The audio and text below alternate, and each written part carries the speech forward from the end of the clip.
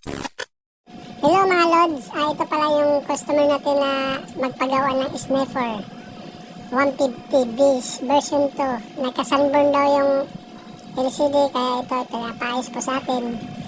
Ayan, so simulan niya magtanggal yung mga bolt, yung mga cover para maayos natin ng mabuti yung LCD niya. So ayun, tinanggal na po niya. Kailangan bilis-bilisan. Ayan. So, tatanggalin muna yung, i-backclass muna natin yung ulo. Then, kailangan dahan-dahan na maputo. Safety muna kami kay Lodi. So, ayan mga Lods.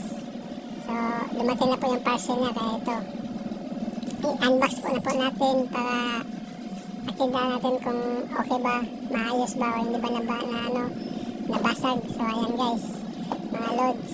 Ayan, ito po yung in-order niyang LCD, yung nagka-sunburn. So, i-replace po natin yan mga Lods. So, ayan.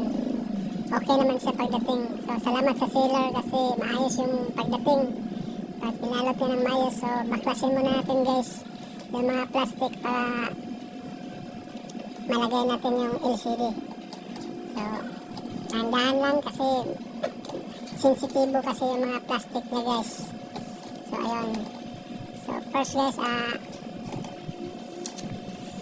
tanggal mo natin yung mga bolt bago po sa hihinangan. So, dahan-dahan lang po mga Lodi. Tingnan nyo ng maayos mga Lodi. Kung ganito talaga ang maayos na paglagay sa LCD. So, ayan. Shout out nga pala sa mga sniper dyan na 150. Version 2 po ito mga Lods. Ayan, hinangin na po natin mga Lods. Kaya ayan, isa-isahin po natin maghinang. Hindi po siya pwede i-first kasi madadamage po yung pattern ng board. Pag natanggal po yung pattern ng board, so mahirapan na po tayo mag-jumper.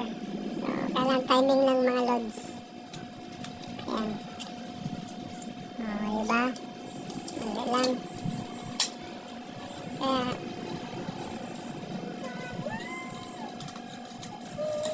ayan. Diba? Malapit na pong matanggal. So, ganito lang po mga Lord ang pagtanggal ng LCD. So, sabi kasi nila, hirap daw yung mekaniko po.